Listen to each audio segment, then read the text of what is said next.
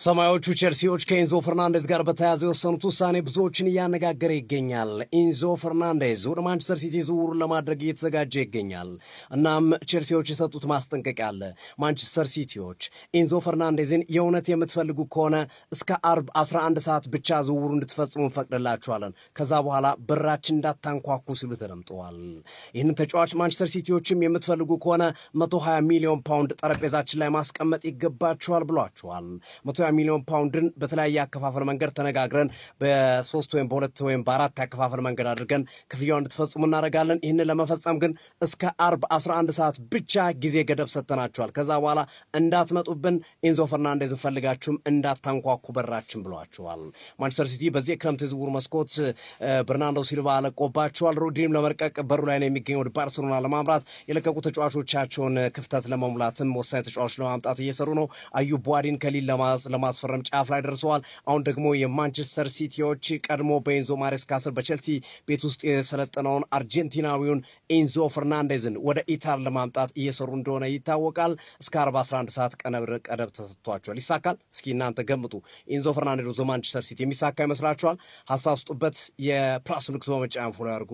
ይመቻችሁ። ቼልሲ ግን ጋይስ ምን አይነት ወንዳ ወንድ ክለብ ነው? ያረዳ ልጆች የኤንዞን ነገር ቋጮ ማለት ይቻላል። በቃ ኤንዞ ፈርናንዴዝ ከቼልሲ የመውጣት እድሉ 20% ለራሱ አይሆንም። ምክንያቱም ደግሞ ልንገራችሁ፣ ለሊት 6 ሰዓት ነው የመረጃ የወጣው። እንግዲህ ቼልሲ ኤንዞ ፈርናንዴዝን የሚገዛ ማንኛውም ክለብ አርብ በእኛ ሰዓት አቆጣጠር ከምሽቱ 1 ሰዓት መጦ 120 ሚሊዮን ፓውንድ የሚያቀርብ ክለብ ካለ መውሰድ ይችላል። አለበለዚያ ከ120 ሚሊዮን ፓውንድ በታች ዝርያ ወፍ ብሏል ክለባችን ቼልሲ። ኧረ በስመ አብ ያበደ ውሳኔ ያራዳል። እመቤቴን አረ ጀመው ኤንዞ ፈርናንዴዝ ወደ ኤንዞ ማሬስካ። አረ ጋይስ ከተስማሙ ከባድ ነው። ከተስማሙ በጣም ከባድ ነው ጋይስ። ያ ማሬስካ እዛ የነዳጅ ገንዘብ አገኘ አምጡልኝ እያለ ያራመደ ነው እየተባለ ነው። 120 ሚሊዮን ቀላል ነው ጋይስ፣ ይከፈላል። ከከፈሉት ደግሞ ጋይስ በጣም ነው የምንቆጨው። የምሬን ነው፣ በጣም ነው የምንቆጭበት ይሄ ልጅ ማለት ነው። በጣም ማለት ነው፣ የምሬን ነው። በጣም ይሄ የሚያስቆጭ ድል ነው። 120 ተሰጠን፣ 150 ተሰጠን። ቼልሲ የገንዘብ ችግር የለበትም። ሰማኝ ምንም ዝም ለማስባያ ምናምን እኛ አርሰናል አይደለንም። የገንዘብ ችግር ኖሮብን አይደለም ኤንዞ ፈርናንዴዝን የምንሸጠው። በቃ ልጁ ጸባይ ካለው ከአሎንሶ ጋር ቢቀጥል ባይ ነኝ እኔ በኔ እይታ ማለት ነው። በተለይ በአሎንሶ በ3-4-3 ማለት ነው። ግዴታ መሀል ሜዳ ላይ ክሬቲቭ የሆነ ሚድፊልደር ያስፈልገናል። ገብቷል። ላቪያም ዲፌንሲቭ ነው፣ ኳስ ይጫወታል እንጂ ካይሴዶ ደግሞ በጣም ዲፌንሲቭ ሆኖ ፓስ ነው የሚጫወተው። ስለዚህ ግዴታ ፓልመርና 10 ቁጥር አድርገን ወር ደግሞ ሮጀርስን አድርገን ነው እንጫወት የምንችለው። ኤንዞን ስናመጣልህ ግን 8 ቁጥር 6 ቁጥር 10 ቁጥር አንዳንዴ በዛ በሮጀርስ በክንፍ በኩልም ደግሞ ይጫወትልናል። በቃ አሎንሶን ጋር አትሊስት አንድ ፕሪሲዝን ጨዋታ ቢጫወቱ ኖሮ ጋይስ የምሬ ነው አሎንሶ በጥበቡ ሰሞኑን ባሳየን ጥበብ ያስቀረው ነበር። ይሄ የሚያናደው ነገር ታዲያ ምንድነው?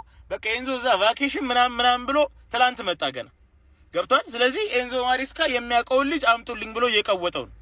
በቃ 120 150 160 የሚክፈሉ ለሲቲ ለነዳጅ ገንዘብ ምንም የሚደብራቸውና የሚከብዳቸው ገንዘብ አይደለም። ግን ለኛ በጣም ይጎዳናል። ገንዘብ ማግኘታችንን አይደለም ማየት ያለባችሁ ጋይስ፣ ለኛ በጣም ይጎዳናል። ገብቷል። አንድሬ ሳንቶስን ሸጠናል። ሚድፊልደር ሌላ ማንም ሊኖረን አይችልም። ክሬቲቭ የሆነ ሚድፊልደር ማለት ነው። ለዛ ጋይስ አረ ኮሜንት ላይ ያስቀምጡልኝ ጋይስ። እኔ ግራ ገባኝ የምር ያበሳጫል፣ በጣም ያበሳጫል። ኤንዞ ፈርናንዴዝ በሲቲ ማሊያ ላየው ከኛ ጋር ሲጫወት ሰግጦ ለባጁ ምናምን እንደና ፓልመርን እየሰባበረ ሊያስቀምጥልን እኮ ነው ጋይስ። ኧረ አይነፋም ጋይስ፣ እግዚአብሔርን በጣም ነው የሚያናድደው። ብቻ እስቲ ኮሜንት ሴክሽን ላይ ያስቀምጡልኝ እስቲ ምን ይመስላችኋል? ኤንዞ ፈርናንዴዝ ቱ ማን ሲቲ 120 ሚሊዮን ተለጥፎበታል። ቼልሲዎች ገንዘብ በጣም አትውደዱ፣ የምሬን ነው። ዘንድሮ ለዋንጫ ነው የምንጫወተው። ኩኩሬላን አንዴ ሽጠናል፣ እየቆጨኝ ነው እሱ ራሱ። ቻቫሪያ መጣ ማን መጣ ጉዳይ አይደለም። ኩኩሬላ ወርልድ ሻምፒዮን ሽጠን ደብሮኛል ለራሴ ማለት ነው። ለዛ ጋይስ እስቲ ኮሜንት ላይ ይቆይ አይቆይ እስቲ እኔ ስላናደደኝና ትንሽ በጣም ስለከፈኝ ነው ጋይስ፣ የምሬን ነው። ኮፒ ሊንክ እያረጋችሁ ፎሎ እያረጋችሁ ኮሜንት ላይ ይችላል ይቆይ ወይስ ደግሞ አይቆይ የሚለውን አስቀምጡልኝ። ይመቻችሁ ጋይስ። ቼልሲዎች ተጫዋቹን ለመሸጥ ቀነ ገደብ አስቀምጠዋል። ሰማያዊዎቹ ማንቸስተር ሲቲ እስከ አርብ ምሽት 120 ሚሊዮን ፓውንድ ይዞ እንዲቀርብ አስጠንቅቋል። ቼልሲ የማንቸስተር ሲቲ ጥያቄ ከተቀመጠው ሰዓት በኋላ ከመጣ ተጫዋቹን አንሸጥላችሁም ብለዋል። ቼልሲ ስለተቀመጠው ቀነ ገደብ ለማንቸስተር ሲቲና ለተጫዋቹ ወኪል ይፋ አድርገዋል። ያ ማለት ነገርየው ለሲቲ ብቻ አይደለም። ማንኛውም ኤንዞ ፈርናንዴዝን ብሎ መምጣት የሚችለው እስከ ነገ ምሽት ብቻ ነው። ነገ ምሽት ድረስ 120 ሚሊዮን ፓውንድ ይዞ ያልመጣ የትኛውም ክለብ ኤንሶ ፈርናንዴዝን ብሎ ከዚህ በኋላ እንዳይመጣብን ብለዋል። በእርግጥ ከሰሞኑን በቃል ስፖርት ዩቲዩብ ቻናል በመጨረሾቹ ቀናት ገንዘቡን ቢቀርብ ቼልሲ እንደማይሸጠው ነግረናችሁ ነበረ። አሁን ቼልሲ በይፋ መግለጫ አረጋግጦታል። ሲቲ እና ሌሎች ፈላጊ ነን ያሉ ይህን ገንዘብ እስከ ነገ ማታ ያቀርቡ ይሆን ወይ? በትልቁ ይጠበቃል። ቼልሲ አዲሱ ተጫዋች ፔፕ ቻቫሬን በተመለከተም የዣቢ አሎንሶ ተጽዕኖ ነው እዚህ ያመጣኝ ብለዋል። ከዣቢ አሎንሶ ጋር አወራን እናም እዚህ ለመገኘት ምክንያት ነው ብለዋል። ለእኔ እንዲህ አይነት ታላቅ ክለብ ስቀላቀል ያሰልጣኙም ታላቅነት ወሳኝ ነበር ብለዋል።